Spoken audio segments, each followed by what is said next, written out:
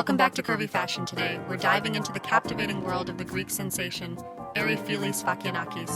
Erifili was born and raised in the picturesque country of Greece, a place known for its rich culture, stunning landscapes, and of course, its incredible fashion sense. Erifili's journey started in 2015 when she was born in 1992. Her early years were marked by her unique sense of style and a passion for fashion that would soon become her life's calling. Growing up, erifili had a supportive family who encouraged her to embrace her love for fashion. They believed in her from the very beginning, and this support was instrumental in shaping the strong, confident woman she is today. Erifili is currently based in the vibrant city of Boston, Massachusetts. But she's not just a pretty face, she's got brains too. Her LinkedIn profile showcases her intelligence and dedication to the world of beauty. As a Fashion Nova Curve ambassador, erifili uses her platform to share her journey with fans all around the world.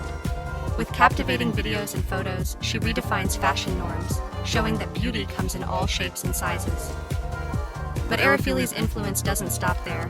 She's collaborated with renowned companies like Bebop, Hot Miami Styles, and Giovanni Fashions, making waves in the fashion industry with her distinctive flair.